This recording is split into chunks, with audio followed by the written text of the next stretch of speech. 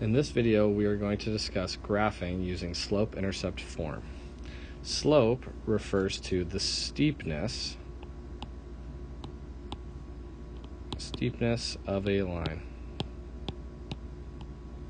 Okay, and when we talk about slope, slope is also represented as an m in our equation. So this is the equation for slope-intercept form. You can see that it says y equals mx plus b. The m is where you will find the slope. Now slope is typically referred to as the rise or the change in y over the run, or the change in x. So rise refers to up and down, and run refers to left and right. This can also be represented using our y and our x-axis. So typically students will be given an equation, y equals 3 over 2 x plus 4. Okay, so in this case, 3 over 2 is going to be our rise over run. So 3 over 2, that is our rise, and our 2 is our run. So this is how far up we'll move on our y-axis and how far up we will move on our x-axis. Now to begin graphing, the first thing we need to look at is our b. Now b, I typically tell my students,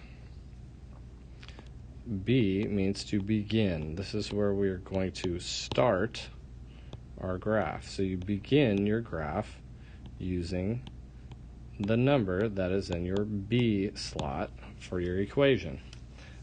B is also your y-intercept. And intercept means that this is where it crosses the y-axis. Okay, so going back up to our equation, as we can see, 4 is going to be in our B slot.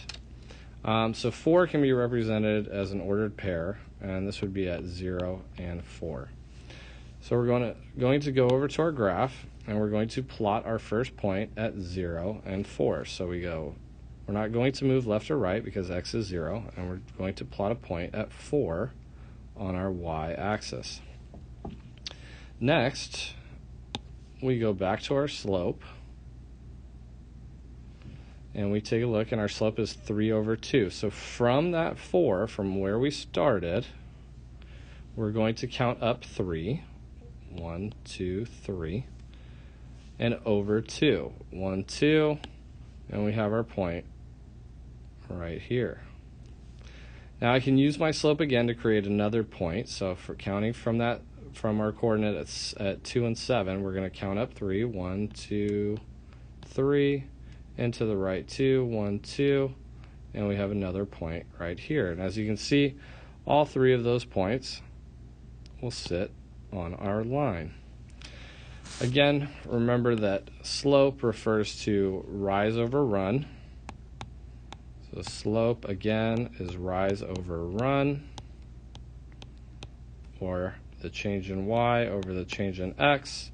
And b is our y-intercept,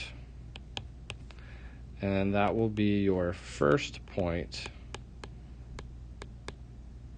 on the graph.